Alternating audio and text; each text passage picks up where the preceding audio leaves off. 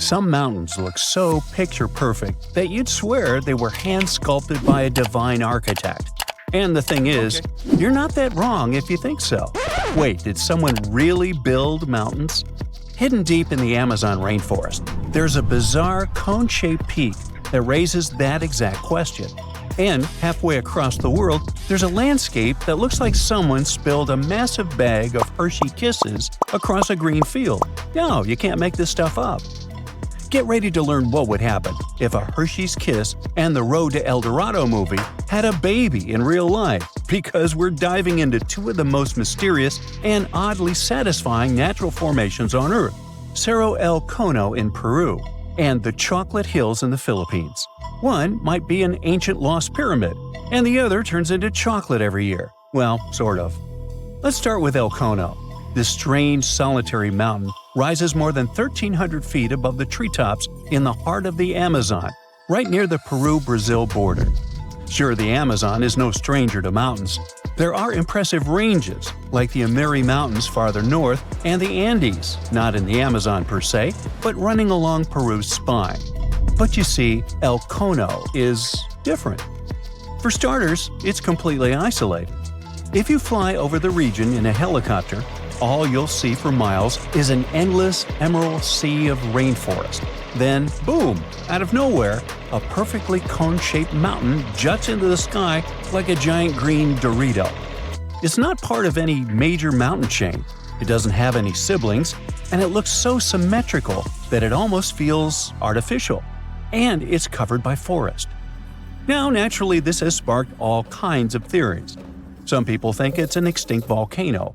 Others say it's a freak of erosion. And then there are those who whisper more exciting possibilities. What if it's a lost pyramid? And before you roll your eyes, this idea is not as wild as it sounds. And some people actually stand by this theory. After all, the ancient civilizations of South America built pyramids too. What? Yeah, can you believe that the Egyptians didn't actually invent the concept of pyramids? No joke. The Mochichachapoya and Inca civilizations all built monumental structures. In fact, pyramids are found all over the world, from Ethiopia and Thailand to Greece, Mexico, and even Italy. So why do pyramids keep popping up throughout history? Simple. They're structurally sound. The broad base supports the weight, and the pointed top was often seen as a symbolic connection to the heavens. Okay, but what are the chances of all these people coming up with the same idea at the same time? Okay, calm down. Ancient aliens. Yeah, that's possible.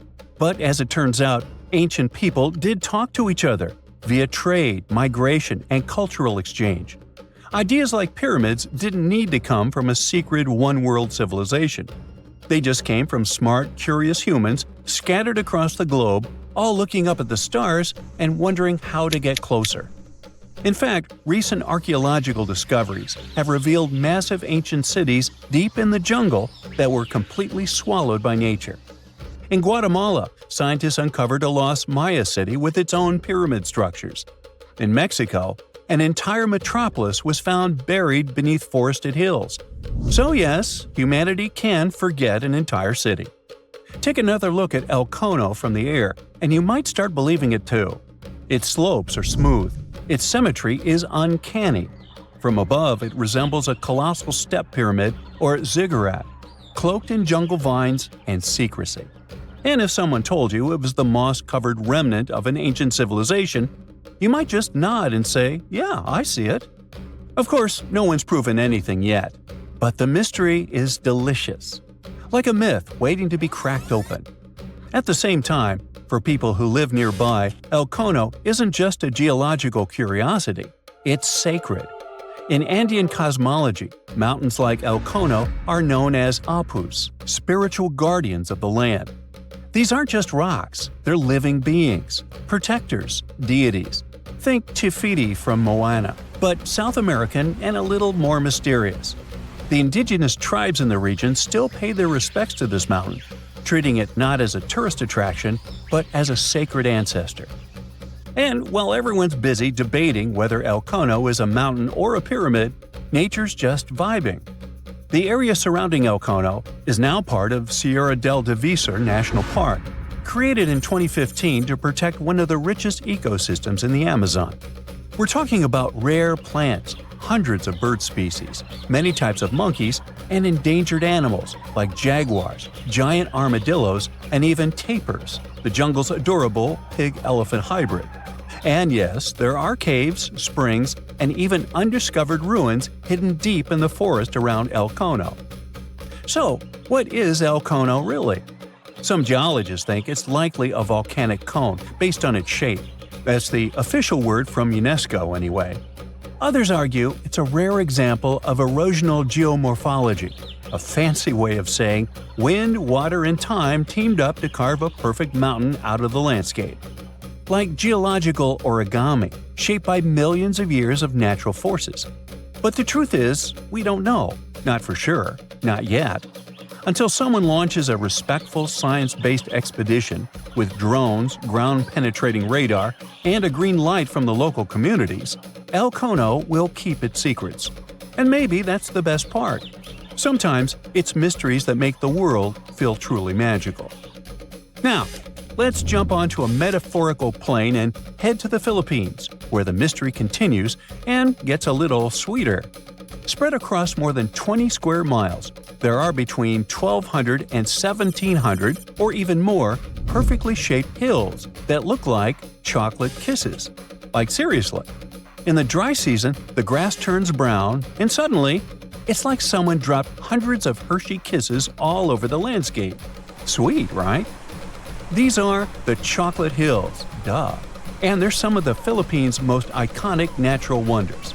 From afar, they look almost too symmetrical, like some alien landscaper came down with a measuring tape and a sense of humor. But how did they get here? Well, according to scientists, the Chocolate Hills are a rare type of karst formation, a term used to describe landscapes formed when slightly acidic rainwater dissolves soft rock like limestone. In this case, the hills were once coral reefs and marine limestone that were pushed above sea level by tectonic forces. Over time, the exposed rocks got eroded by wind, rain, and underwater rivers, leaving behind this stunning army of symmetrical mounds. It's a geological marvel millions of years in the making. But science isn't the only explanation in town. Local legends are more fun. One story says the hills were formed when two giants got into a rock-throwing fight, launching boulders at each other until they collapsed in exhaustion, leaving the landscape littered with mounds, just like that one scene from the Hobbit movie. Another tale speaks of a heartbroken giant whose tears turned into earth, forming the hills as a tribute to his lost love. Oh. Today, the Chocolate Hills are a National Geological Monument and a major tourist attraction in the Philippines. They're also being considered for UNESCO World Heritage status, because, really, where else can you find such a naturally satisfying mix of geology and dessert? If you ever want to visit, it's pretty easy. Fly into Boho Palango International Airport or take a ferry from Cebu, and then head to the towns of Carmen, Batuan, or Sambanga. There are designated viewing decks, eco-parks, and even ATV tours that will let you explore the hills up close. So, whether you're chasing lost pyramids in the jungle or climbing a mountain that turns into chocolate in the summer, the planet still has places that surprise and delight. And that's the real treasure. Sometimes, nature's weirdest, most beautiful shapes aren't hiding aliens or ancient tech. They're just proof that Earth has a wild imagination. In 1991, somewhere in the lush jungles of central Vietnam, a local logger found a mysterious hole among the foliage and bushes. He looked in there and felt a strong wind blowing into his face. Then, he heard a strange sound from the cave depths and realized that it was the sound of a river. The logger didn't check the cave, but decided to go back there with a flashlight and a rope. When he returned, he couldn't find the cave anywhere. He spent a few years searching for it. Finally, in the 2000s, the logger managed to locate it again. In 2009, he brought scientists to this place. They found out the cave, called Sundong, is the largest in the world. There's so much space here that you'll hear a long echo if you shout. Sundong's main passage reaches 660 feet in height in some places, which is more than half as tall as the Empire State Building. The area of the cave is so huge that an entire New York City block with 40-story skyscrapers would fit in there. There's a deep underground labyrinth under the jungles of Vietnam, hiding 3 of the largest caves in the world, and Sindong is number 1 on this list. The vast space inside is filled with various plants, unique microclimates, and different landscapes.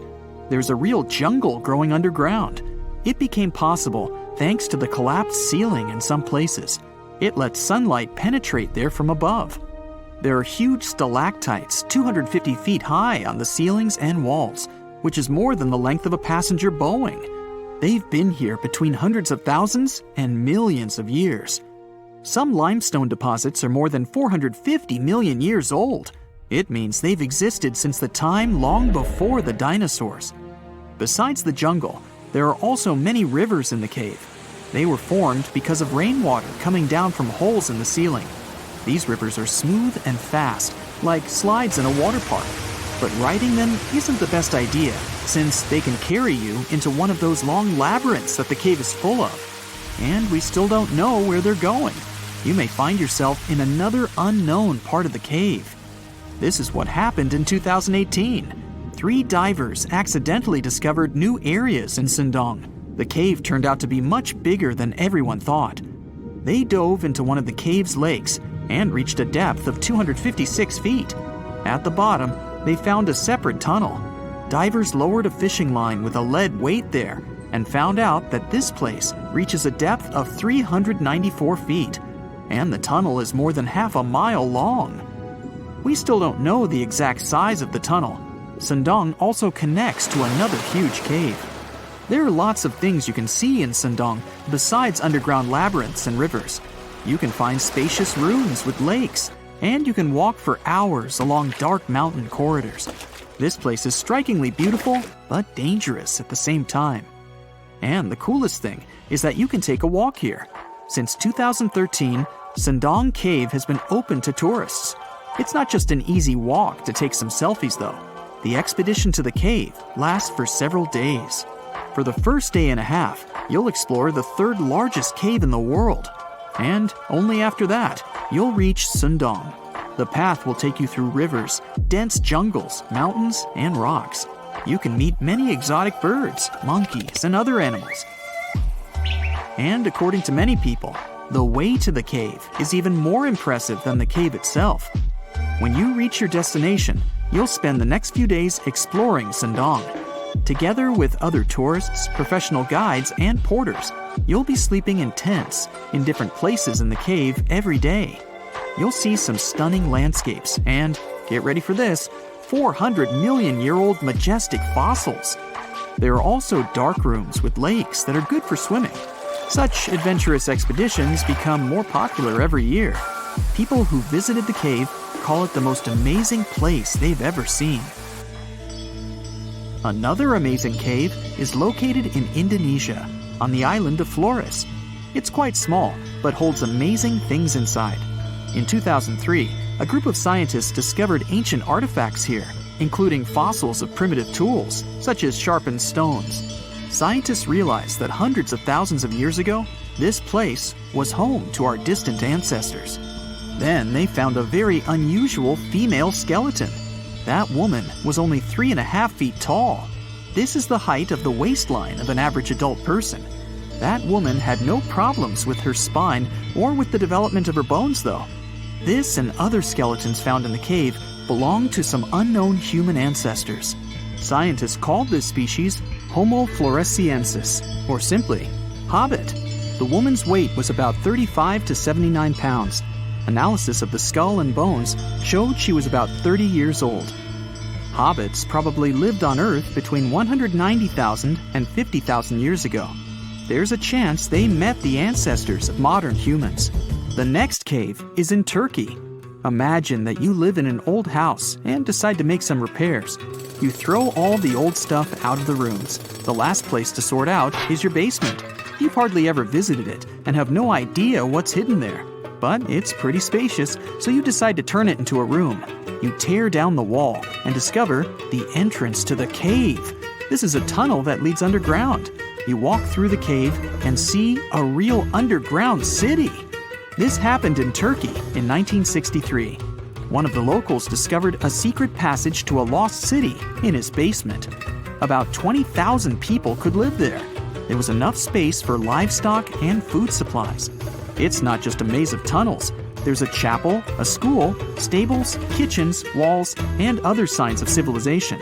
The city was built in the Byzantine era, in the years 780 through 1180. It's not the only one down there and is connected to many underground tunnels and towns that stretch for several miles.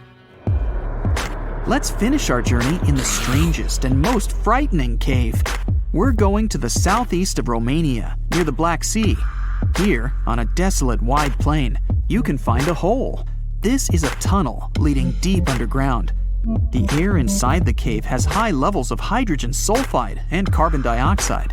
Under normal conditions, the air we breathe contains around 20% oxygen, but it's only 10% here. You won't be able to breathe freely without an oxygen tank. The water and air here are poisoned. Almost no animals are able to live in such conditions, at least the ones we know about. And this cave is filled with 48 species of living organisms, 33 of which are new unknown species. Creeping things that live here can scare you, especially if you're afraid of bugs. Strange white snails and white spiders are crawling along the walls. An unknown species of leeches and transparent shrimp are swimming in the water. White millipedes with huge mustaches are creeping on the ground. Here you can also meet an unknown kind of scorpion with a transparent white body that doesn't look like any other kind of scorpion. Nothing here looks like ordinary animals at all. All creatures in the cave are white or transparent. They don't have eyes, but they have long paws and antennae whiskers that help to navigate in space. Plants can't live here without sunlight and clean air. This means that oxygen isn't produced in this place.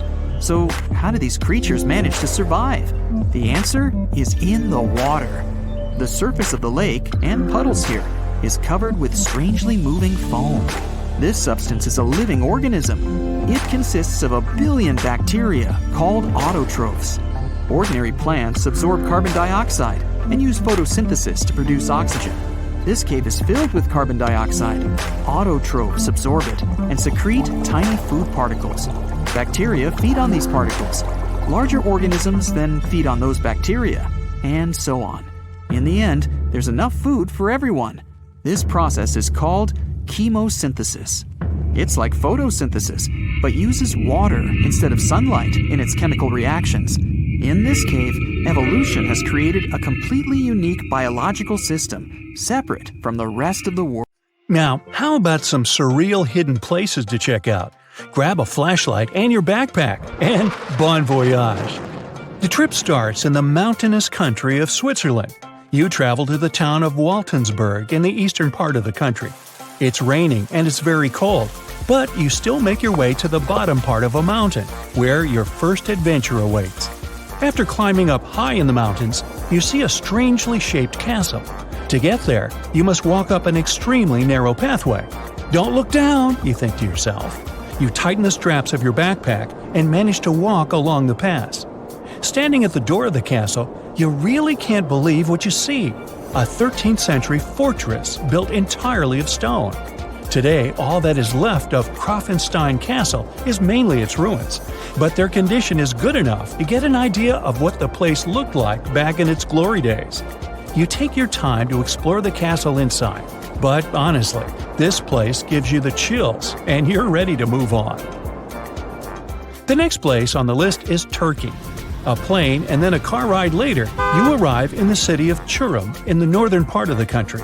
On the outskirts of Çorum, you find a valley filled with old, overgrown mountains and see the beginning of the trail you're about to hike. The way is extremely steep, but it leads to a secret door carved in the mountain.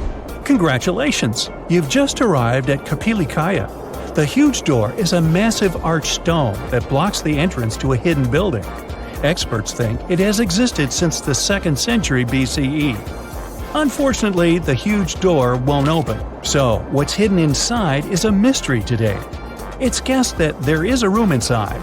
Some locals say there's a treasure hidden there too. But until today, no one has managed to enter the place to check. Okay, it's time to get moving before night falls.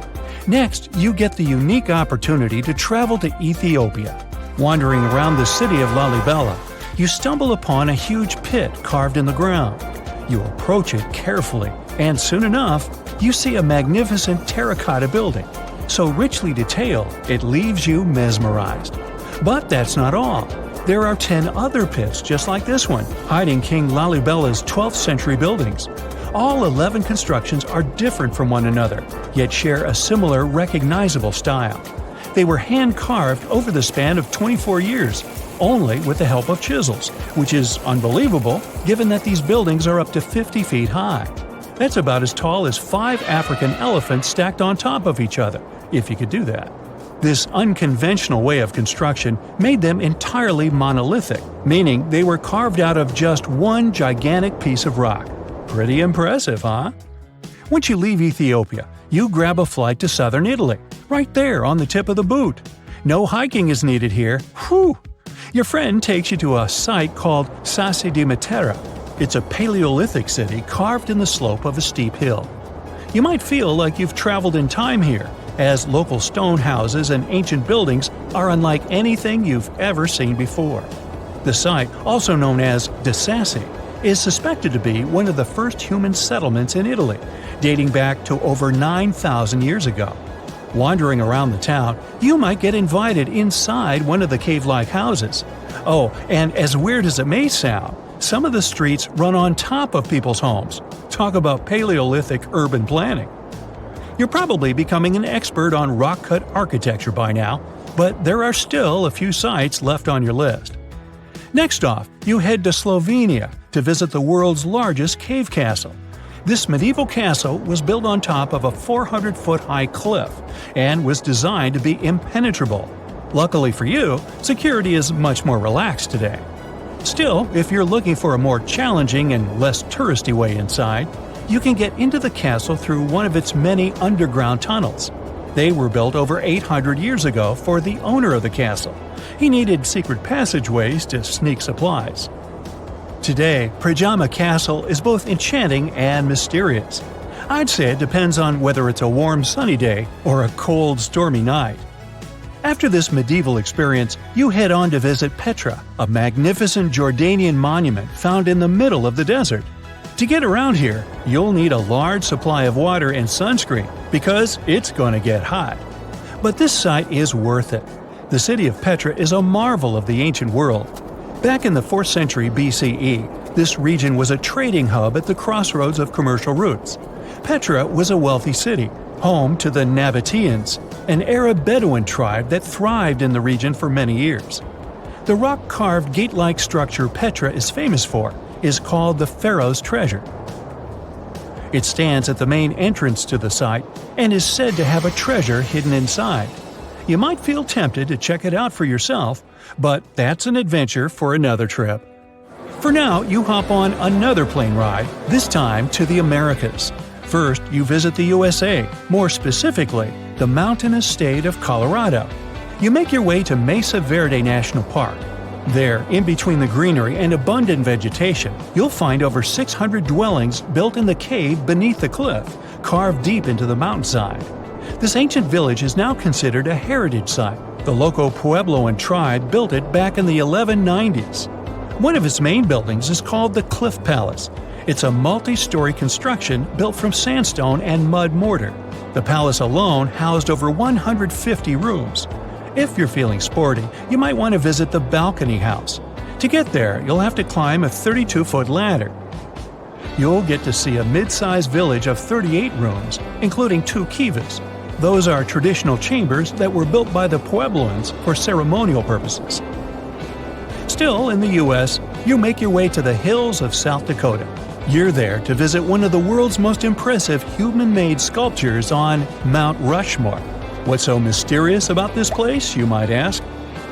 Well, during Mount Rushmore's construction, a 70-foot-long secret tunnel was built behind the head of Abraham Lincoln. The tunnel was supposed to hold all the documents and artifacts important to the United States history. After the designers thought it through, they decided it was better to hide them in a safe box in the floor of the tunnel. The box holds the history of how Mount Rushmore came to be carved, as well as a brief history of the U.S. and the 4 presidents depicted on the mountain. Amazing, right? Now, you're headed down to Machu Picchu, a South American site hidden between the Peruvian mountains. Machu Picchu itself is already a mystery. Researchers still don't know why or even how the ancient Incan civilization managed to engineer the stone-built citadel all the way back in 1450 CE. To get there, you must endure a 3-day hike, reaching the impressive altitude of 8,000 feet above sea level. Or you can get a train, but that's no fun, right? You're here to check on a relatively new discovery. Back in 2010, French engineer David Crespi was taking measurements of the Inca ruins when he noticed a door he had never seen before. It was sealed off by stones. He went back to the site a few months later with an electromagnetic scanner. The scanner, which could detect objects behind walls, showed there were copious quantities of metals behind that sealed door.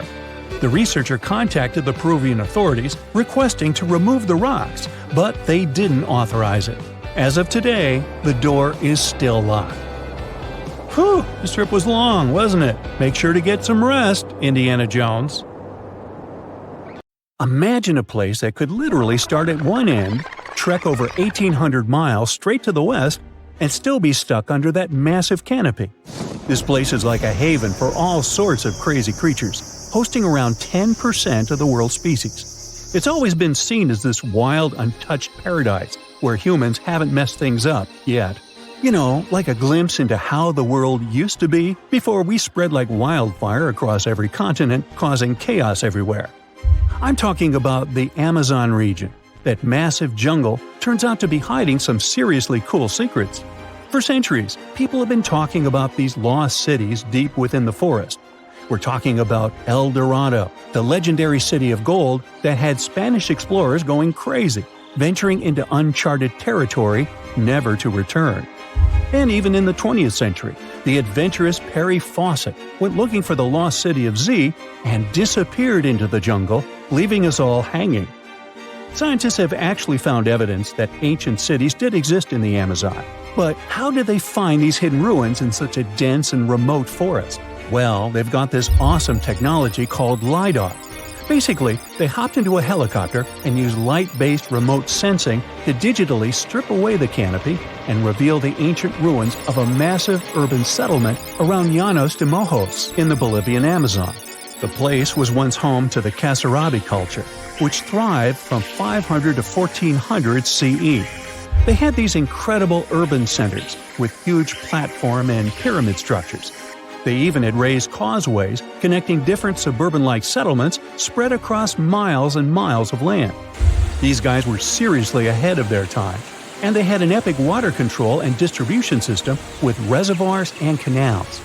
So yeah, the Amazon rainforest wasn't just some untouched wilderness. It was actually heavily populated and even urbanized for centuries before recorded history of the region began. But the thing is, a bunch of people turned a blind eye to the fact that there were actually some pretty cool architectural sites lurking around here that totally deserve some exploring. Scientists predict that in the next 10 to 20 years, we're going to uncover a ton of these cities, and some might even be bigger than the ones we're talking about here. Michael Heckenberger, an anthropologist with the University of Florida, points out that we've seen some similar settlement features, like moats and causeways, in other parts of the ancient Amazon. This new research reveals something totally mind-blowing. Past examples of urbanism in the Amazon were more like groups of villages connected together, not quite what we'd call urban. You see, they were missing those fancy larger centers with their grand architecture and stuff. But guess what? Llanos de Mojos has got them. This place is the real deal when it comes to a fully urbanized Amazonian landscape. So, in the Llanos de Mojos region, a bunch of ancient settlements have been found. These were home to the Kasarabi people, who were all about hunting, fishing, and farming maize. We're talking about hundreds of sites, spread across 1,700 square miles. But these sites were so remote and hidden in the tropical forest that it was like trying to find a proverbial needle in a haystack. A team of archaeologists weren't going to let that stop them, though. They decided to take to the skies and use some fancy Lidar mapping technology. Just imagine an aircraft flying over the area, shooting out a bunch of infrared beams. These beams hit the ground and bounce back, giving us the distance to different objects. It's like creating a super detailed map from above. Using computer software, these genius scientists were able to strip away the trees from the images, revealing the Earth's surface and all the ancient archaeological goodies hidden beneath. And boy, did they strike gold. They found a whopping 26 unique sites, including 11 that nobody even knew existed before. So what about these 26 super cool sites? Among them, we've got Landivar and Kotoka, which are like these huge urban centers. And get this, we already knew they existed, but the new maps revealed they cover 1.5 and 1/2 square miles respectively. These centers are surrounded by moat and rampart fortifications, like something out of a medieval castle. And they've got all sorts of crazy stuff inside. We're talking artificial terraces, massive earthen platform buildings, and pyramids that reach over 70 feet tall. All these epic buildings are actually facing the north-northwest. It's like they were trying to align themselves with the cosmos or something. This kind of cosmic worldview can be found in other ancient sites in the Amazon too. Now, let's take a bird's-eye view and strip away all those pesky trees. We can see these two centers in all their glory, and they're actually connected to a whole network of settlements through a bunch of causeways. Picture it like spokes on a wheel, stretching out for miles. Canals also stretch out from these main centers and connect to rivers and Laguna San Jose. It's like they had their own water delivery system going on. These ancient guys totally reshaped the whole landscape with their crazy cosmology. The only bummer is that their impressive architecture was made from mud brick. While it looked amazing back then, it just wasn't as durable as the limestone used by the Maya. What happened to the Kasarabi and their settlements is still a big mystery. But based on dating at the sites, it looked like they disappeared around 1400 CE, way before Europeans arrived in the Amazon. One theory is that a massive drought hit the region and messed everything up. The researchers found these massive water reservoirs at various sites, which is pretty interesting, considering how rainy the Amazon is known to be. Who knows if they were for drinking water or farming fish and turtles? But hey, severe droughts have happened in the past, and it only takes a couple of bad harvests to make people pack up and move on. What's even more interesting is that these communities thrived in the same area where this guy Fawcett we mentioned before went missing while searching for his lost city of Z. Maybe he was onto something after all. This is how it was. Fawcett stumbled upon this super cool document called Manuscript 512 at the National Library of Brazil. It's believed to have been written by a Portuguese explorer. Now, according to this document, back in 1753, a group of explorers discovered the remains of an ancient city. It had arches, a statue, and even a temple with hieroglyphs. But the document didn't spill the beans on where this city was located. So Fawcett got all hyped up about finding this city and made it his secondary mission after his main goal of finding something called Z. At one point, he had to come back to Britain to run some errands, but in 1920 he decided to give it another shot. Fawcett went on a personal expedition to find the city, but it was unsuccessful. 5 years later, Fawcett, his son Jack, and their buddy Raleigh Rimmel disappeared in the Mato Grosso jungle. Some researchers think that Fawcett might have been influenced by info he got from indigenous folks about this place called Kohikagu. Turns out Kohikagu was discovered by Westerners in 1925, and it had the ruins of 20 towns and villages. Up to 50,000 people might have lived there. And get this, the discovery of other earthworks in southern Amazonia totally supports Fawcett's theory. In 2005, an American journalist wrote an article about Fawcett's crazy expeditions and discoveries. He called it The Lost City of Z. Catchy, right? Well, in 2009, he turned that article into a book with the same name. And in 2016, the super talented writer-director James Gray made it into a movie. Now, here's where things get a bit sad. The Amazon region is changing rapidly. Farming, ranching, and energy production are changing this incredible place. And guess what? Those untouched areas with ancient relics won't stay untouched for long. It's a race against time to document and preserve what's left of our past before it's lost forever. It's the first day of your long-awaited trip to the Amazon forest. You flew all the way to South America. More specifically, you landed in the city of Manaus. It's the heart of the Brazilian Amazon. So far, you've traveled by air, car, and now water. You are on a tiny boat, moving through the dark waters of the Amazon River. Yes, the river is also called the Amazon. And just FYI, it's the second longest river in the world. It loses only to the Nile River in Egypt.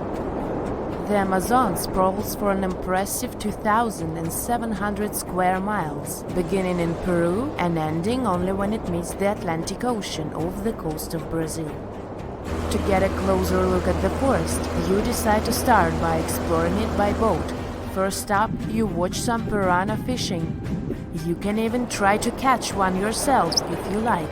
As you may know, piranhas are carnivorous fish that inhabit the Amazon River, so it might not be your best option to go swimming in these waters. One of the most emblematic species of alligators present in the Amazon River basin is the broad-snouted caiman. It looks pretty much like a regular alligator, except for the fact that it has a yellow chin. Your guide leaves the boat and searches the water to show you a caiman up close. He also tells you of another legendary creature that lives in the dark waters of the river, the pink dolphin. Lucky you get to witness a family of pink dolphins showing their fins near your boat. They look magical from the place where you're sitting. You've probably never known dolphins can be pink, huh? After a few mesmerizing moments, you discover that the dolphin's pink color is nothing but an illusion. The animals are originally pinkish-gray, but due to the brown colors of the Amazon River, they look vivid pink when you stare at them from above. Your guide tells you that the pink dolphin is a central character of Brazilian folklore. Locals believe that the pink dolphins can turn into humans and wander off into towns at night. You get off your boat near one of the entrances to the forest. Now you're going to continue your trip on foot. Your guide says that you are venturing into very dangerous terrain. The Amazon is home to some of the creepiest species of wildlife on the globe, but don't worry, we'll get to see a lot of them today. You've come prepared, of course. Bug spray, a raincoat, and your sharp eyes. Inside the jungle, you need to be alert at all times. You may have heard legends of the anaconda, a snake that can swallow animals as big as a cow in one go. Sorry to break it to you, but those are not just legends. Reptiles like these do actually exist. They live deep in the jungle. Is it right there, moving between the trees? Is it a spider? The so-called Goliath bird-eater is a monster spider. Its legs can grow up to a foot in length, and the spider itself can weigh around 6 ounces. It's also known as the king of tarantulas. You shouldn't get too close, of course. It's not venomous to humans, but its bite can surely sting. As its name suggests, the Goliath bird-eater can even eat birds, as long as they are smaller than it is. Up next, you run into another species of spider that draws your attention. This one is so tiny that you almost don't see it. It's known by the popular name of the Decoy spider. You see one of its creations, a gigantic spider built by the tiny Cyclosa spider in order to scare off large predators. This is as amazing as it is creepy. A spider that uses the remains of other insects and dry leaves to create the image of a large spider on its web. If it fools predators, perfect! But to us humans, this work of art looks almost endearing. Who knew there were artists in the arachnid world? Near a small lake, you witness a unique scene. A large snake is slowly slithering its way toward a lizard that is resting on a rock. The lizard seems obvious to the presence of the dangerous reptile, but right as the snake is preparing to attack, the lizard flies the scene in its iconic way. The so-called basilisk lizard is famous for its ability to walk on water, or rather run across the water. This isn't an illusion, just a matter of balancing. The small lizard moves its legs on top of the water very fast, while its long tail serves as a counterweight. I wish I could do that. If you've ever wondered what a frog looks like on the inside, you've come to the right place. Right in front of your eyes, there is a rare local species of frog. It's known as the glass frog. This species of amphibian has a type of transparent skin that is completely see-through. In other words, you can see the frog's interior with astounding clarity. It's as if you had X-ray vision. Moving on with your journey, soon you come across a pond. Floating on its water is probably the biggest water lily you've ever seen in your life. These huge plants are also known as the Victoria Amazonica. They can measure up to 8 feet across and hold the weight of a grown-up person. But I wouldn't recommend trying to climb on it if I were you. Just cause, it's the Amazon forest we're talking about. The wildlife here is amazing, but the forest itself is also a sight. There are over 80,000 species of plants and trees grown in the Amazon rainforest. In fact, you can find 10% of all the world's wildlife in this jungle. An estimated 400 billion trees grow on the gigantic area the forest occupies. Of course, this place is bound to be biodiverse, right? You won't be able to witness this phenomenon during your trip, but your guide tells you about a unique species of tree that is famous for being able to walk. Yep, you've heard correctly. There are walking trees in the Amazon rainforest. They don't have legs or anything like that, but they do move around in search of better lighting conditions. The Amazon canopy is so thick that only 1% of sunlight can reach the forest floor. Because of this, some trees end up getting less sunlight than others. The so-called walking palm trees seem to be adapted to this situation. They grow new roots, which helps them move for 1 to 2 inches per day. They can walk up to 65 feet per year.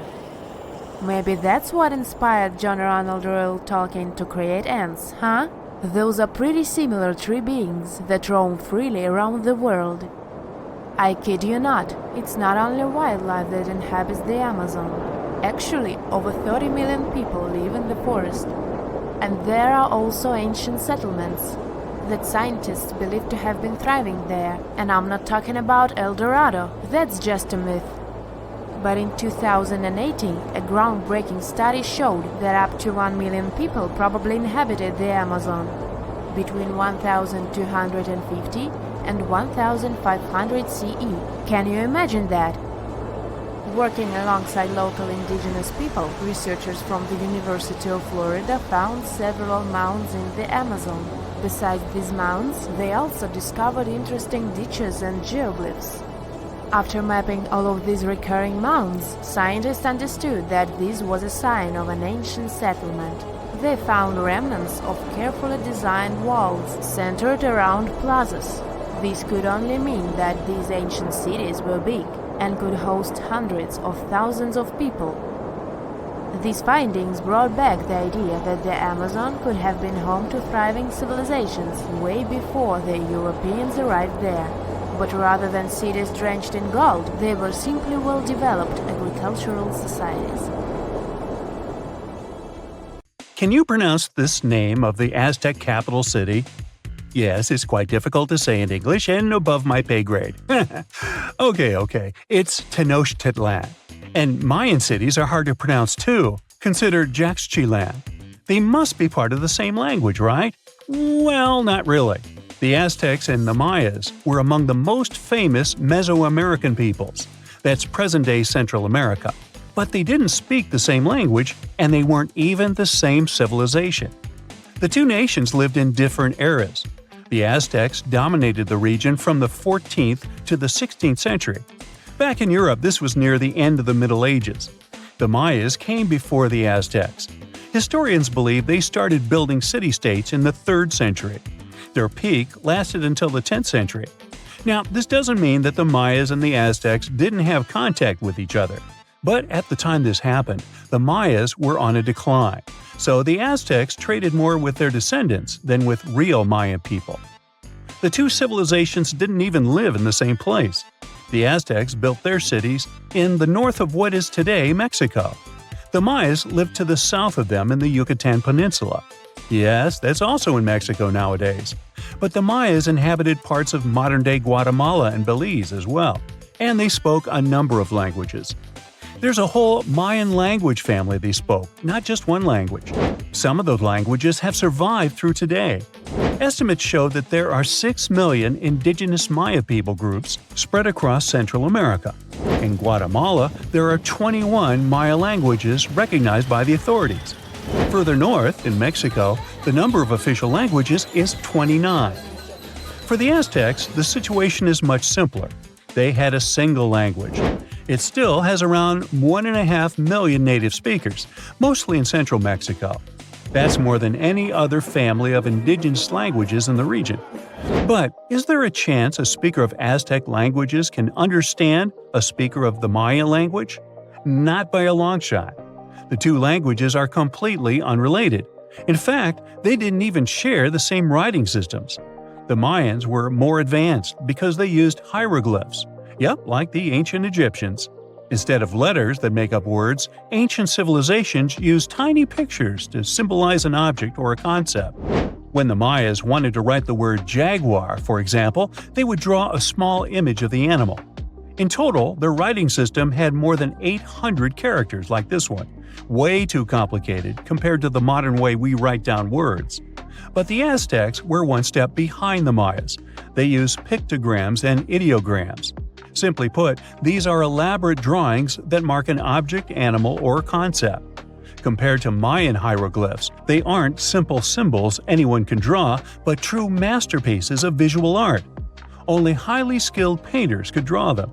I don't say write because, technically, the Aztecs didn't have a writing system. So you could say that the Mayas were more advanced when it came to language. After all, they had the only known fully developed language in the Americas before the arrival of Europeans. But in terms of culture and economy, the two societies weren't that much different. Neither of them used work animals for agriculture and transport. The main crop for both peoples? You guessed it, corn. What they called maize.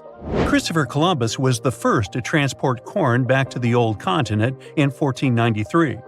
The Mayans also cultivated sunflower, vanilla, and cotton. The Aztecs produced chili, beans, and squashes. When it comes to meat, the Aztecs were happy to catch fish and shrimp. The Mayans penned turkey, just like we do with chicken today.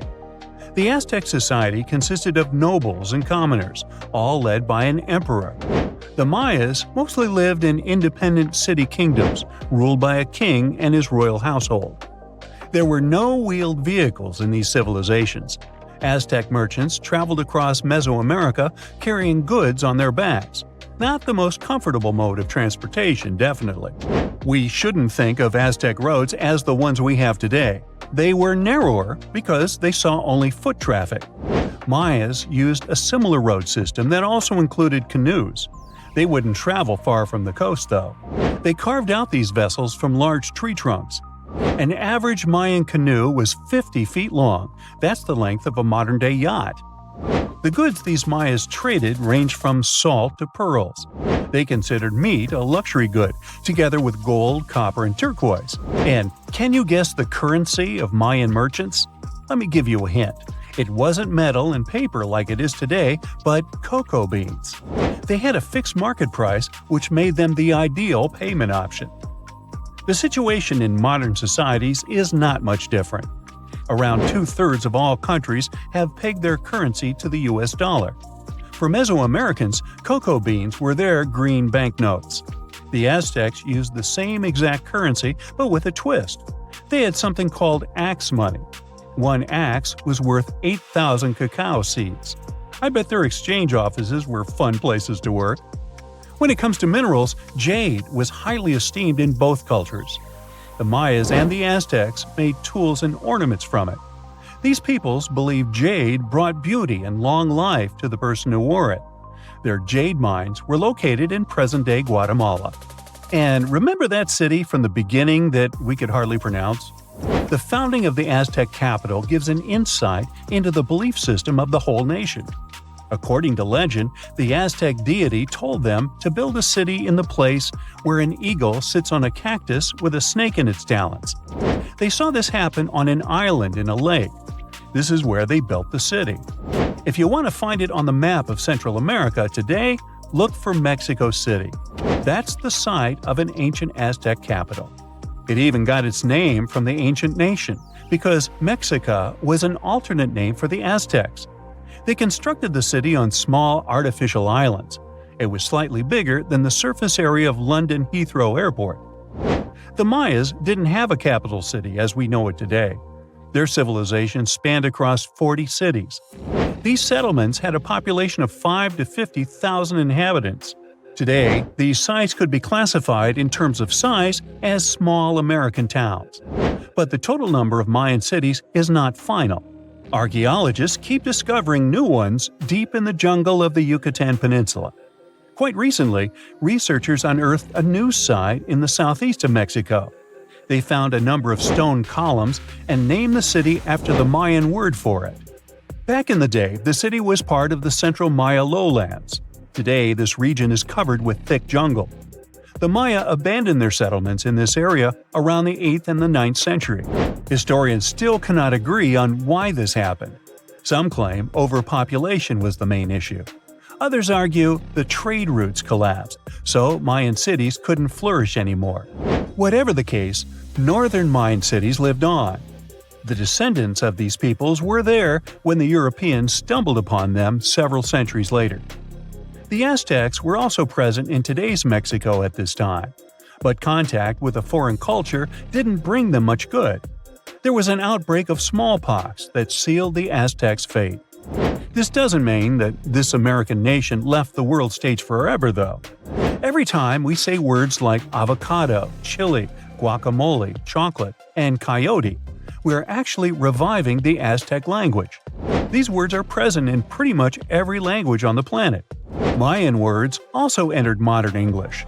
Linguists argue that the word shark actually comes from a Mayan language. This is the word these ancient Mesoamerican people used for fish. Both ancient civilizations left behind pyramids, and they look very similar in style. The only hint that can help you differentiate between them is that there are way more Mayan ruins that still exist today. Finally, regarding maize, or corn as we call it, there's a story among the Maya descendants that their process of harvesting corn back then was called amazing. Get it? Maize? Corn? Okay, I made that up. You're not surprised, are you? How do you imagine ancient megaliths? Perhaps Stonehenge in England or the Great Pyramid of Giza in Egypt come to mind. They've become household names. Millions of people visit these sites every year. But thousands of miles away from such tourist hotspots, there is a mystery. Ruins of a city that is several hundred years old. And it doesn't sit in a desert or on a grassy plain. Its former inhabitants constructed it on a coral reef in the middle of the Pacific. The tiny island nation of Micronesia lies between Hawaii and the Philippines. The country is composed of 600 islands and islets. Because of its remote location, very few people visit Micronesia.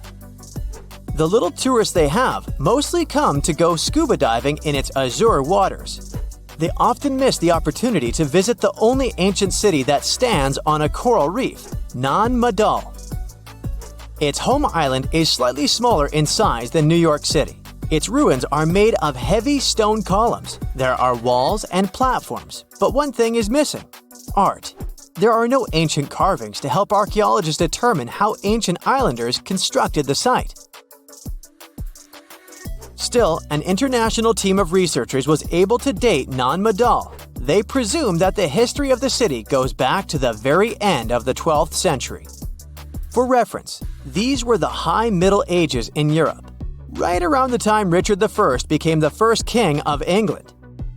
In the Caroline Archipelago, where the island sits, this was the time when a powerful dynasty reigned over the island nation. Its chiefs ruled for 1,000 years and unified the islanders. This enabled them to construct something as imposing as Nan Madol. One of the local legends said that the final resting place of the first of these chiefs was somewhere among the ruins. National Geographic launched an expedition to investigate this oral history, and sure enough, they discovered a tomb. It was the size of a football pitch. It featured a labyrinth of walls and passages, just like the ones found in the Egyptian pyramids. The list of similarities doesn't end there. The stone structure in Micronesia didn't seem to have a practical purpose, and a lot of effort went into building it. Its construction presents an engineering mystery for archaeologists. The same can be said for the pyramids in Egypt. The recently discovered tomb offers a clue. It contained an underground crypt which was capped off with a basalt stone. This is a volcanic rock that forms after lava cools down. It's dark in color and rich in iron and magnesium. The whole island is made of a similar volcanic material. It used to be part of an ancient volcano that eroded over time. Basalt boulders can be found all over the archipelago. They're in the shape of long hexagonal columns. The shape is not unusual and can be found all over the planet. Perhaps the most impressive sight of basalt columns is Giant's Causeway in Ireland. These rocks formed from 1 to 8 million years ago. The locals probably sourced them from several quarries on the island. This is where the mystery begins. They each weigh several tons, so it's unclear how the natives transported them to the site. They had to navigate the entire width of the island and a lagoon covered with mangroves. These are dense shrubs and trees that grow near the coastline. And the size of the site is impressive. It spans close to 190 acres of a shallow coral reef. That's 4 times the surface size of Grand Central Station. As you might know, the Great Barrier Reef off the northeastern coast of Australia is the largest coral reef system on the planet. But it's a completely natural formation. The coral reef that supports Nan Madol isn't. It's man-made. Stone structures there rest on around 100 artificial coral reefs. The tribes that used to live in the area constructed each and every one of them. They stand at a height of about 3 feet above the waterline. Archaeologists were amazed by the clever building technique. Ancient builders would paddle out at low tide and retrieve coral from the surrounding waters. The conditions for it to grow fast here were perfect. Then, they placed parts of the coral inside underwater frames of stone. Once the first level was filled in, they added another row of stones and repeated the process. This allowed the foundation to rise above the water level. These islets were crisscrossed with tidal canals. The site had 12 walls to protect it against the sea. Harbors today still have similar breakwaters. The general layout of Nan Madol earned it the nickname the Venice of the Pacific. The coral base was strong enough to support the weight of all those basalt columns. Some estimates reveal that all the stones used in the construction weighed 250 million tons. This makes sense when we look at the largest monoliths on the site. These are massive stones that can be both artificial and naturally occurring. An individual cornerstone from the city walls weighs close to 55 tons, and there are several of them stacked on top of each other. The wall they form is higher than a telephone pole. In 1995, the Discovery Channel did an experiment for a special on Nan Madol. They constructed bamboo rafts to test how the ancient builders moved stones around. They were a fraction of the width of the real monoliths. The rafts sank almost immediately. The site's been sitting uninhabited for centuries now. The island's first settlers came by sea around the 1st century. Historians believe they arrived from the nearby Solomon or Vanuatu Islands. The city became a regional administration center at the end of the 11th century. Its heyday is associated with the powerful ruling dynasty. It lasted for nearly 5 centuries. European traders knew about the island for a long time. In the mid-19th century, the Spanish established schools there. In 1873, a Polish anthropologist was the first to systematically explore the ruins of the city.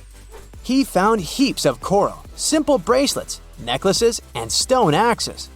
There were also round discs with a hole in the middle that probably served as currency. In modern times, the island became part of Micronesia. Today, the local tribal chief is the supervisor of the ruins. His title dates back to the times of Nan Madol's builders. But the locals cannot explain how exactly their ancestors erected the stone structures. The country's former top archaeologist was once quoted saying, "We don't know how they brought the columns here, and we don't know how they lifted them up to build the walls." Researchers from around the world were determined to get to the bottom of this mystery, quite literally. In 2019, an American team of scientists performed the first ever Lidar scan of the site. This type of radar uses laser wave pulses to scan under the surface of the Earth. This allows the technicians to create a 3D image of the ground below. The scan revealed a complex irrigation system on the tiny island. This probably explains how ancient Micronesians were able to supply the nearby settlements with drinking water. When it comes to food, it was probably boated in. According to the local population, historians estimate that at the time of the city's construction, 20 to 30,000 people lived on the island. In 2016, UNESCO inscribed Nan Madol as a World Heritage Site. The future of the city is uncertain because of the state the waterways are in. They're overgrown with mangroves. The vegetation is undermining the existing structures, and more can be done to promote the place as a tourist attraction. The site gets about 1,000 visitors annually. Compare that to 50,000 people who visit Easter Island each year. Both destinations are pretty far away from the nearest mainland. The distance from Nan Madol to California is more than twice the length of the Mississippi River. Imagine you could spend an entire week scanning ancient ruins and taking photographs of the world's most surreal archaeological sites. Would you be up for it? So, let's do some digging. The first stop on your busy itinerary is Southeast Asia. It's home to some pretty cool ruins. You start in Bagan, located in the hinterlands of Myanmar. There are many ways to visit the site, and you're glad you've booked 2 different experiences. The first one is a hot air balloon trip at sunrise. Right before dawn, you board the balloon, and as soon as the sun starts to appear on the horizon, you begin your flight over the marvelous area. As the sun rises, it glistens on more than 2,000 conic-shaped golden structures. The hot air balloon ride is quick, but it gives you unparalleled views of all the 40 miles over which the site sprawls. Back on land, you rent a bicycle and roam the village of ruins. Some of them are open and allow you to peep inside. These magnificent ruins were built between the 11th and 13th century CE and were mainly places of worship.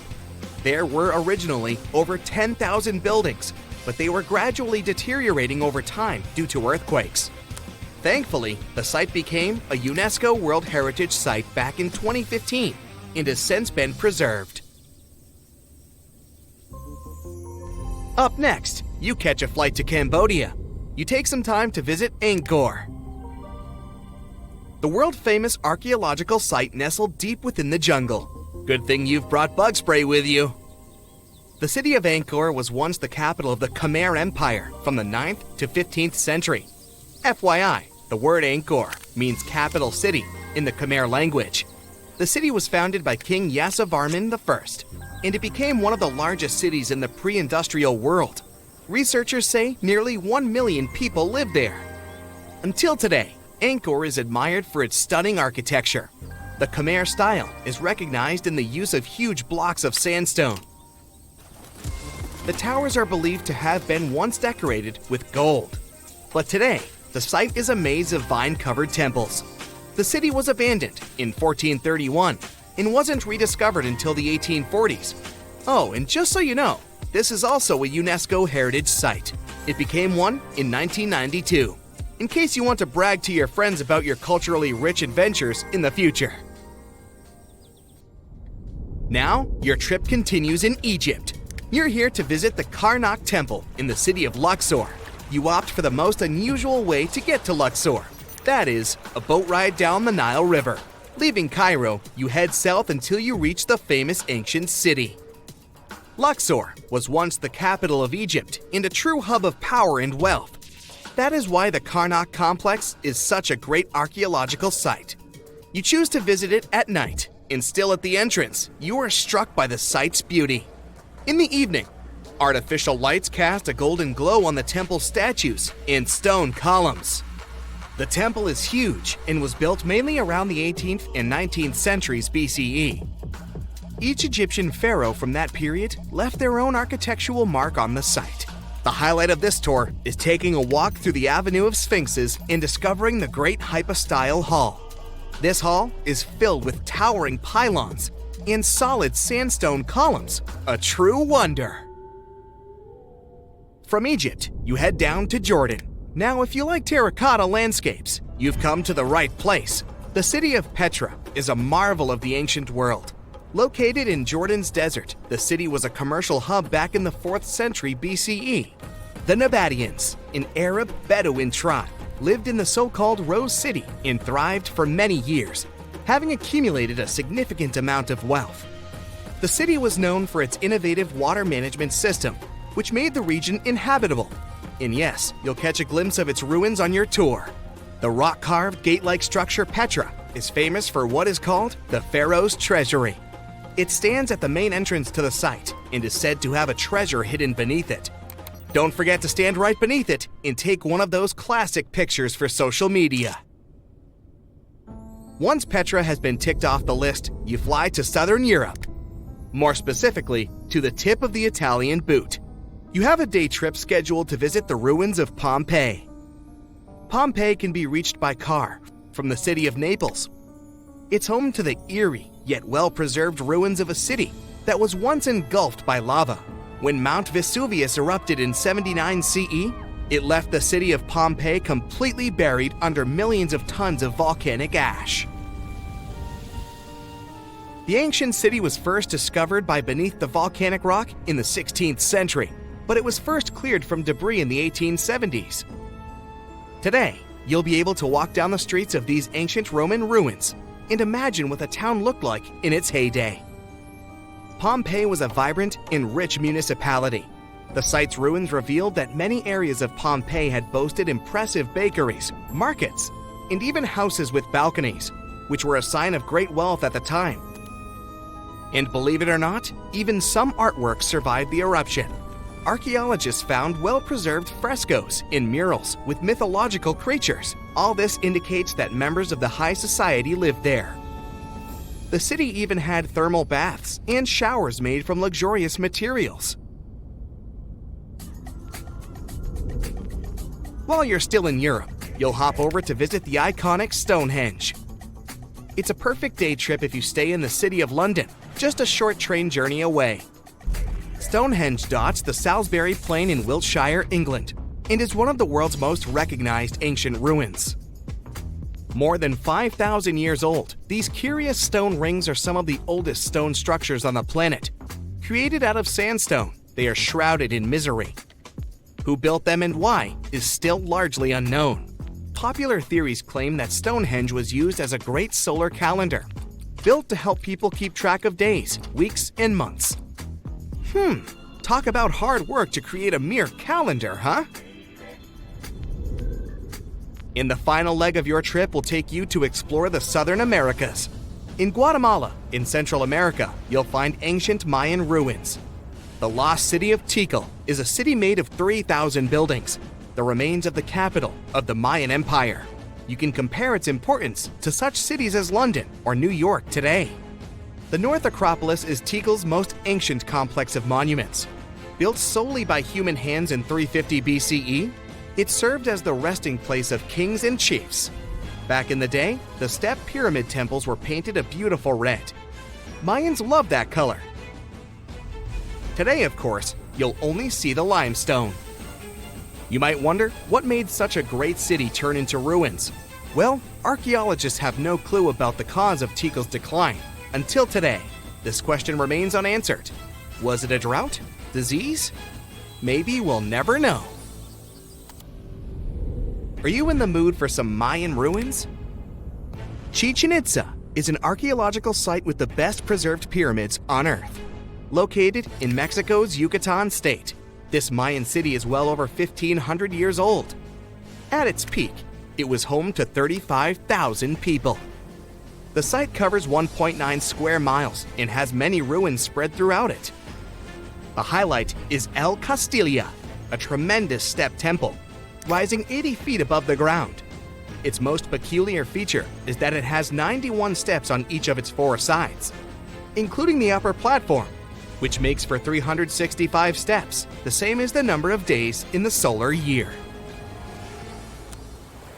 Phew, what an intense trip. Time to head home now and soak it all in. See you next time. You are lost deep within the jungle in the Yucatan Peninsula in Mexico. There are strange noises all around you, and to make it worse, the sun is setting. Soon, you'll be alone in the middle of an unknown rainforest. Guess it was a pretty bad idea to come looking for El Dorado on your own, wasn't it?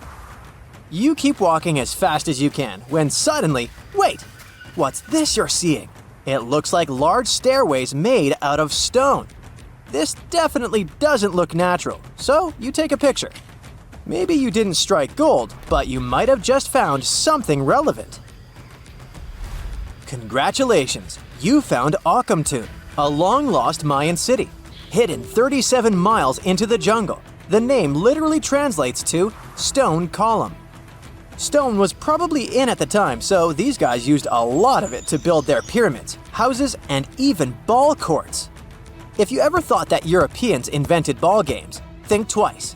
Mayans loved to play ball games for recreational purposes.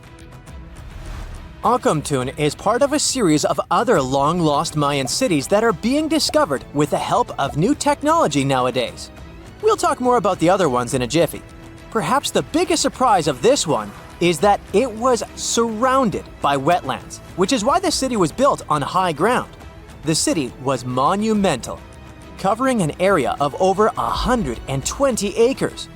That would be as big as 90 football fields right next to each other.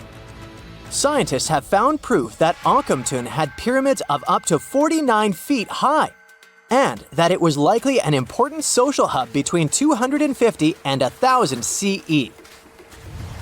This is definitely a game changer. But lost Mayan cities began to be unearthed in the 19th century.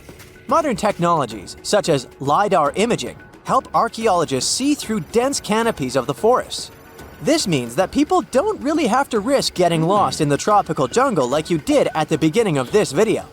Lidar works sort of like an X-ray.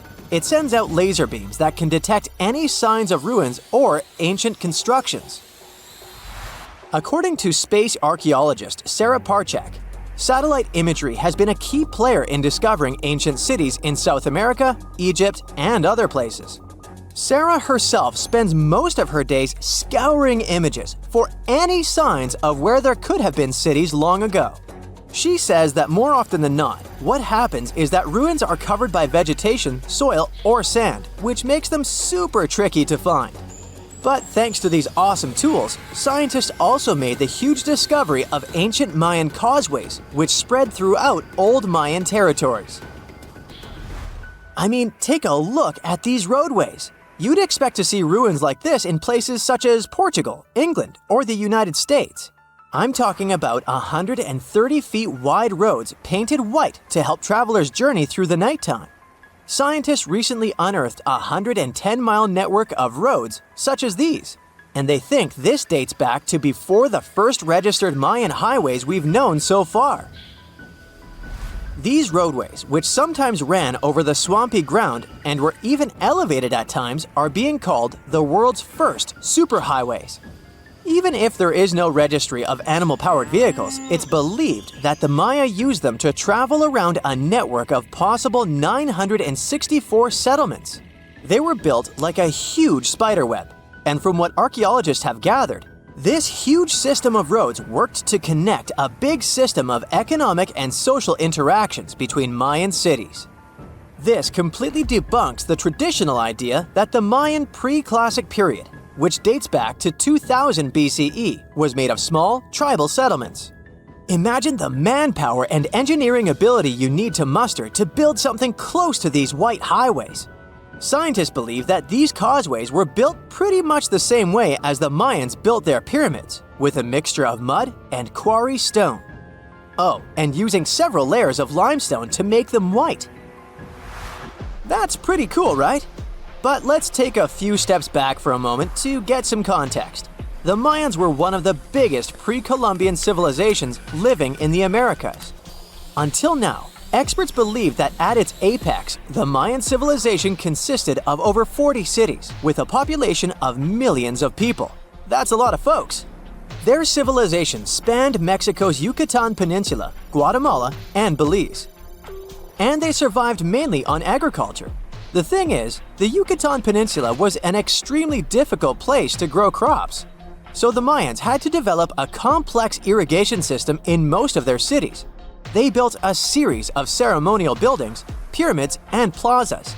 The Mayans might have been keen pyramid builders, but they also developed an advanced astronomical system. With whatever ancient technology they had, they were able to predict the exact location of planets such as Venus and Mars, as well as the exact dates of eclipses. If you've ever seen examples of ancient Mayan cities, this is Tikal. Located at the heart of the Guatemalan jungle, Tikal is believed to have been the capital of the ancient Mayan conquest state.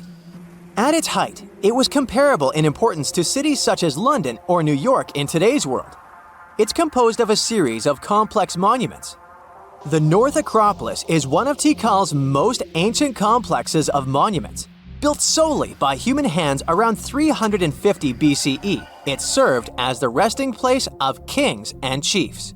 Its monuments are up to 200 feet high. Back in the day, the step pyramid temples were painted a beautiful red. Mayans loved that color. Today, of course, you'll only see the limestone. Then there's Chichen Itza. It's got one of the best preserved pyramids on Earth to date. Located in Mexico's Yucatan state, this Mayan city is well over 1,500 years old. At its peak, it was home to 35,000 people. The site covers 4 square miles of land. The highlight is El Castillo, a tremendous step-like temple standing 80 feet above ground. Its most peculiar feature is that it has 91 steps up each of its 4 sides, including the upper platform, which makes for 365 steps, the same number of days as the solar year.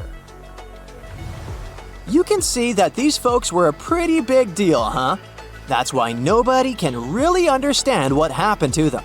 There's a big lack of evidence on the decline of this almighty empire. What could have been the cause of their demise? Was it a drought? New research in 2017 did bring some new discoveries into the mix. Using data from a site at Ceibal, located at southwest of Tikal, scientists analyzed radiocarbon data from ceramics and archaeological excavations to extract new information about the unexpected demise of this great civilization. The information shows that instead of a sudden collapse, the Mayans most likely fell in waves of social instability and political crises. These events are believed to have deteriorated Mayan city centers and began causing the dispersion of the Mayan population. It's hard to pinpoint the exact causes, though. But hey, recent discoveries are shedding a big light on humanity's past. Not only about the Mayan Empire, but about other long-lost civilizations of South America. A major recent discovery in Brazil was done using satellite imaging technology and is also shocking scientists. Some images from near the Xingu River, also in the Amazon, suggest that cities of millions of people might have existed inside the jungle, way before our modern civilization ever existed. I mean, if this doesn't shock you, I don't know what will. Satellite imagery also detected a network of trenches dating back to 200 and 1200 CE in the Bolivian Amazon forest. These proofs suggest settlements that could have supported around 60,000 people right in the middle of the Amazon forest. When researchers from the University of Florida went on ground to check the satellite information, they were shocked to find several mounds that were accompanied by ditches and geoglyphs. Archaeologists also found remnants of carefully designed walls centered around plazas, much like the type of construction done by the ancient Mayans. You know, scientists make discoveries that change the world, but even they can face mysteries. Here are 10 things that have baffled scientists. Imagine that you constantly hear a low-frequency hum, and no one can trace its source. Roughly 4% of the world's population hears the hum. It's a geography-free sound. I mean, people all around the world hear it, so the name varies from Tao's hum to Auckland hum, depending on the region where it gets generated. The sound is just on the threshold of human hearing. People hear it less when they're outside, and it gets louder indoors, especially at night. What's even scarier is that you cannot unhear it once you've heard it. Some folks say it started in London around the time of Charles Dickens, who wrote A Christmas Carol, and the low-frequency sound actually comes from the humbug. Or not. Actually, the earliest cases were recorded in Bristol, UK, dating back to the mid-1970s. Scientists have various theories about where the hum comes from and why only some people can hear it, yet they don't have a clear answer. It could occur when ocean waves move along the ocean floor. They shake the Earth when they collide with continental shelves. Or this might be happening because of volcanic eruptions and earthquakes. Oh, and how about ultra-low frequency radio signals used to communicate with submarines or even 5G? Upsweep is another type of unidentified sound. It was discovered in 1991 in the Pacific Ocean. The sound is high enough to be recorded throughout the ocean. Scientists theorize that the sound could be related to underwater volcanic activity. Interestingly, the volume of the sound has been diminishing compared to its volume when it was first discovered, yet it still can be detected. Plus, it's seasonal. It reaches its highest volume in spring and fall. Is it related to seasonal changes? No one really knows for sure. The next mysterious thing is a cone-shaped monument found in the Sea of Galilee in Israel. This monument was discovered accidentally by sonar scanning in 2003, but the findings were published only in 2013. The monument weighs 60,000 tons. It was once submerged by rising waters. Archaeologists say the monument is enigmatic because they can't figure out where it's from. They don't know what it's connected to or its function. So this big and unusual thing remains a mystery. Now let's move to Gobekli Tepe, Turkey. This place offers you one of the most archaeologically significant sites in the world. Why is it important? Well, it has massive carved stones about 11,000 years old. To put it in perspective, they're 6,000 years older than Stonehenge. Ancient people placed these stones before they began farming or crafting metal tools or pottery. So the existence of this place goes against the chronology of civilization we're familiar with, where people farmed first and built second. Apparently, it wasn't like that. In any case, a good question is, what was the purpose of this site? Was it built to worship some spirits? Yep, archaeologists believe it might be the world's oldest temple. Okay, say this with me. Paleodictyon notusum. Yeah, I know it sounds like a chemical formula. This is a living fossil found deep down on the ocean floor. A creature makes these hexagonal burrows, that for sure. Yet scientists can't identify the artists. Now, what do I mean by living fossil? Well, Paleodictyon notusum is a creature believed to produce a burrow nearly identical to Paleodictyon fossils. Is it a worm-like animal that made them? Scientists don't know. One thing is clear. This isn't some random stuff created by geological forces. Now, speaking of fossils, take a look at this giant one. Its informal name is Godzilius. It was discovered in 2011 by an amateur paleontologist. This is a scientist who studies the history of life on Earth by analyzing fossil records. Anyway, back to Godzilius. It's almost 7 feet in length and 9 feet tall if you were to measure it upright. This fossil is 450 million years old, coming from the time when Cincinnati was underwater. It might be a fossilized algae mat, but some scientists have different opinions. This is a massive tunnel found in South America. The tunnel is at least 8,000 to 10,000 years old. At first, researchers discovered a couple of colossal burrows. They were enormous and neatly constructed. Geologists were amazed, saying they had never seen such structures before. There's no known geologic process to explain their formation. I mean, researchers have known about the burrows since the 1930s, but back then they believed that these tunnels were just some sort of archaeological construction, until they discovered huge claw marks on the walls and ceiling. They reasoned that some extinct species could be the ones to have left these marks. Many geologists strongly believe they found the burrows of giant ground sloths and armadillos. The structure is the largest known burrow from the Paleolithic age in the Amazon. Yet experts have many questions. How come such a deliberate-looking structure could form naturally? A researcher then discovered another strange cave. This one was hundreds of miles away from the massive tunnel. Fast forward, there are now more than 1,500 burrows from the Paleolithic age found in Brazil. What's even more interesting is that some of these caves are connected to tunnels that sometimes lead to chambers. I'll continue with a natural phenomenon. What if I told you that every year, especially in October, fireballs appear on the Mekong River in Thailand?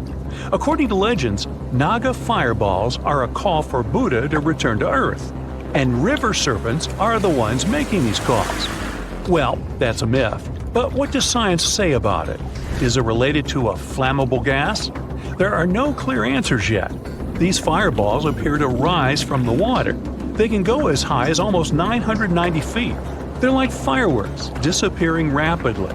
They typically glow with a reddish or orange color. I'll mention some legends too, because why not? They're thrilling. And it would be a shame not to include the one about the lost city of Atlantis. As you may know, the legend says that Atlantis submerged into the ocean around 11,000 years ago. Since then, not just scientists, but also treasure hunters and philosophers have been searching for the lost world. Could Bimini Road be a trace? In 1968, a diver found strange stones off the coast of North Bimini Island in the Bahamas. The stones look human-made. It's like they were evenly spaced out and laid in an orderly row. It baffled scientists, but not for long. Carbon dating analysis of the blocks revealed that geological forces created the road naturally. There weren't any tool marks or signs indicating that the blocks had been stacked or something. The research is continuing, but yeah, scientists generally believe that the rocks were created by erosion. Well, I guess the time of Atlantis hasn't come yet. Okay, picture this. You're wandering on the beach, and you see dozens of octopuses walking past. In 2017, a group of people from Wales witnessed exactly this. Why did these creatures come out of the ocean? No one knows the answer. The group reported that they had seen 20 to 30 octopi crawling on the sand. The people looked for some signs of injury, but found nothing. They said that they had carried the animals back to the ocean. Interestingly, these creatures kept crawling onto the shore when people were asleep. Experts say that it's hard to be sure of the reason that pushed the animals to the beach without conducting a physical examination. They're still speculating about the reason behind this unusual and rare occurrence. Could it be overcrowding? Furthermore, the octopi were well armed. A separate study points out that the more fishers hunt large animals that feed on octopuses, the more the octopus population grows. Maybe that's why these creatures have to go farther to find food or shelter. But without proper research, these are only theories. There's a lot we don't know about space, too. So here's a bonus fact about the yellowish source of life in the solar system. Scientists have discovered a new type of wave inside the sun. These waves move in the opposite direction to the sun's rotation. Plus, they move super fast, so fast that it's beyond our understanding. Researchers have different theories about the function of the waves. If they figure out their role, this could give them additional insight into the processes happening inside the sun. And yes, the octopi were well armed. There's this interesting ancient site near St. Louis, Missouri, that a lot of people don't know about. It's called Cahokia, and it used to be a huge city with up to 20,000 people living there back in the 11th century. It's full of these massive earthen mounds that were built by hand, and the biggest one is still there today, at the Cahokia Mound State Historic Site. Even though we don't know everything about this civilization, researchers have been able to piece together some information from the remains they've found. For starters, they found some pretty old teeth at this site. After studying their appearance and structure, scientists suggest that a lot of different indigenous groups lived there. About a third of them came from other areas in the middle of the continent, which they figured out by studying the different levels of various substances in the teeth. And get this, the way the mounds are arranged shows that this was actually a planned-out city, not just a bunch of villages grouped together. The rulers lived on top of the mounds, while everyone else lived in other structures. It's amazing to think that they were doing things like farming, hunting, logging, pottery, and weaving, all within this one giant city. Right in the middle of Cahokia, there was this giant mound that was about 100 feet tall, and around it, there was this huge wooden fence. Inside the fence was the city center, which had a big open space called a plaza. Archaeologists think that the plaza was designed to represent the 4 cardinal directions of the world. It was like the people who built it wanted to create a place that was in harmony with the universe. The center of the city was where they held ceremonies and events, and it was such a big deal that people from outside Cahokia would come to be a part of them too. What became of this city? Hard to tell. Some people think that the reason it fell apart is that they cut down too many trees and the land got all messed up. Other scientists believe that's not true, because the soil was still in pretty good shape after the city was gone. The Europeans were not even around at that time, so they couldn't have influenced the downfall of Cahokia either. There's also one theory that suggests there were fights with other communities that caused the city to collapse. These days, there are over 65 preserved mounds, and you can even climb the steps of the tallest one. The best part is that local authorities are thinking of making it a national park, so you should totally plan to visit before it gets too crowded. Mohenjo Daro is another lost ancient city that's still surrounded by mystery. Located in modern-day Pakistan, it was a city that flourished during the Bronze Age, and it was extremely advanced for its time. It had things like water systems and fancy architecture that other cities didn't have back then. Despite these features, it's not as well known as other ancient cities, like those in Egypt or Mesopotamia. What's even weirder is that at some point, the city was abandoned, and no one knows why. Archaeologists found the city in 1911, but it took a while for them to realize how important it was. Eventually, they uncovered a lot of really interesting things about the city, like its advanced sanitation system. Excavations uncovered over 700 wells, as well as private baths and a large communal bath. Remarkably, even private homes had toilets, and waste was efficiently disposed of through a citywide sewage system. They also had a lot of trade connections and made some really beautiful objects, like pottery, jewelry, and figurines that were sold all over the region. Despite its amazing culture and knowledge, scientists have yet to figure out why the city was abandoned. Some people think changes in the nearby river might have had something to do with it. The writings that the people of Mohenjo Daro left behind are still a complex code, even for the most skilled specialists, making it even harder to piece together their history. Have you heard of the lost city of Kolmanskop? It used to be a small settlement in the Namib Desert. Legend has it that it got its name from a man named Coleman who got stuck in the local dunes and was never seen again. But that's not the interesting part. In 1908, a railway worker found a shiny stone and showed it to the chief railway foreman, who turned out to be a hobby mineralogist. They discovered it was a diamond, and soon, Kolmanskop became the richest town in Africa and one of the richest places in the world.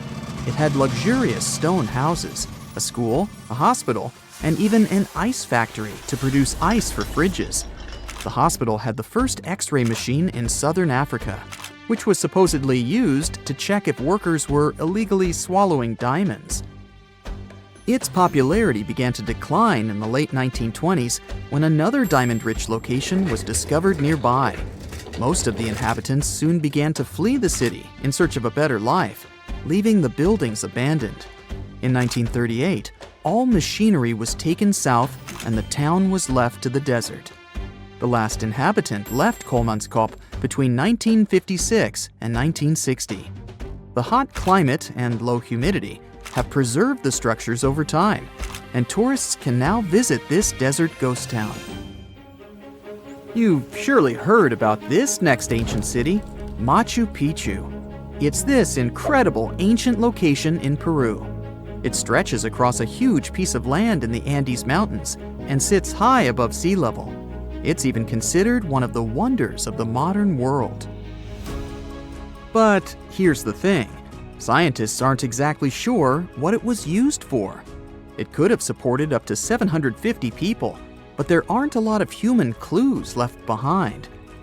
Some people think it was more of a spiritual or ceremonial place, while others believe it may have been like a fancy spa retreat for the nobles.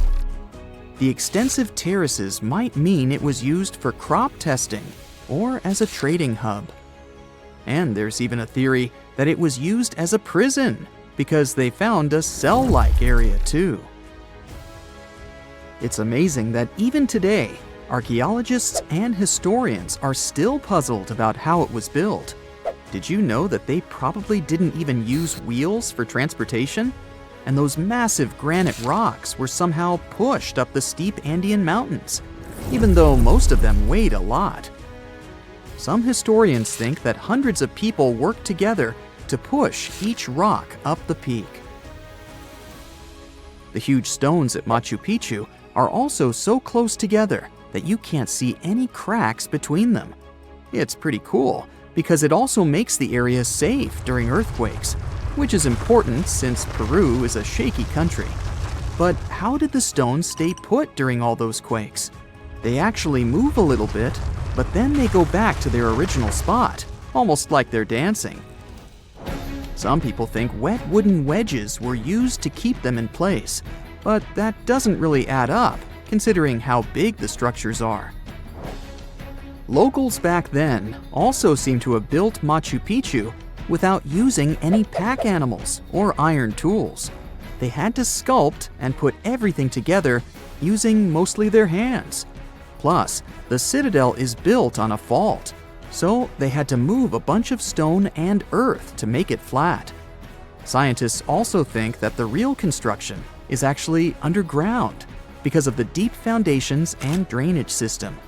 In fact, there's a hidden water system that was just recently discovered using 3D scanning. They didn't even use mortar to put the granite blocks together. They were so precise that you can't even fit a sheet of paper between them. One theory suggests that people that lived there used stone tools made of a harder material than the stone they were cutting. See this place on the map? Yeah, right there. It's estimated that around 100 people have vanished or lost their lives here. Why, you ask?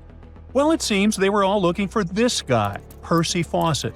He was a British colonel, famous for his sharp blue eyes, perfectly groomed beard, and signature hat. He looked like a character from Pride and Prejudice, but lived more like Indiana Jones. In fact, this character was inspired by Fawcett's story. But his disappearance in 1925 was more macabre than any movie plot. Colonel Fawcett was bold.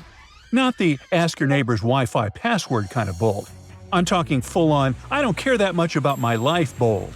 He used to be a soldier in Sri Lanka and even did a secret spy gig in Morocco, but he needed more. So in 1906, Fawcett started exploring parts of Brazil and Bolivia where no one had dared to go before. His mission was to create secret, mind-blowing maps. Okay, that doesn't sound too risky, but trust me, it was. If you want to explore the world nowadays, you just open Google Earth and, well, that's it. No danger, no adrenaline, just maybe one or two creepy street view photos. Ew. But we're talking about the beginning of the 20th century, when satellites, and this weird Google car, didn't exist. Back then, if you wanted to fill in the world map, you actually had to explore the land on foot. So that's how Colonel Fawcett ended up in South America. And he became famous for his expeditions to map out the wild Amazon. He was the first guy to record the locations of waterfalls in that region, for example. But then he got obsessed. Blame it on lack of sleep or whatever sketchy Amazon jungle juice he was sipping, but suddenly he was like, I'll bet there's an ancient advanced city hidden somewhere around here. Spoiler alert, there wasn't. But he was hooked on that idea. Hanging out with native Indians for so long convinced him that large groups could totally thrive in the middle of a massive rainforest. And of course, Fawcett loved a good old adventure story, especially the ones from the 16th and 17th centuries, written by European explorers.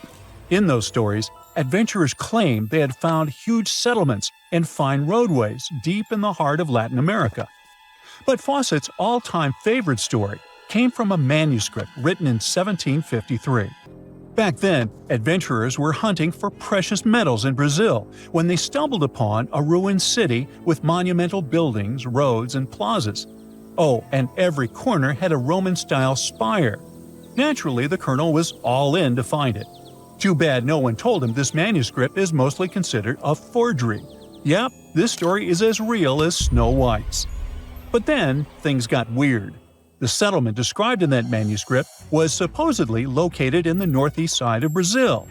But now, he's saying there's an advanced civilization in Mato Grosso, which is in a different part of the country. So he decided to name this new place the City of Z. Back in the 1920s, the colonel launched 2 separate expeditions to find it, but both trips failed, as he faced terrible weather, fever, and of course, exhaustion. Now, tell me in the comments, what do you think Fawcett did after 2 failed expeditions? Option A, he quit. Option B, he called his mom. Option C, he tried again because he didn't get the memo that the universe is clearly saying stop. Well, of course, option C is the right answer. This is relentless Fawcett we're talking about. So, 3 years later, the colonel finally gathered enough cash to launch yet another expedition in search of the City of Z. All he needed was a crew of people crazy enough to join him. Famous and experienced explorers were begging to come along. But nope, Fawcett decided to take his son and his best buddy instead.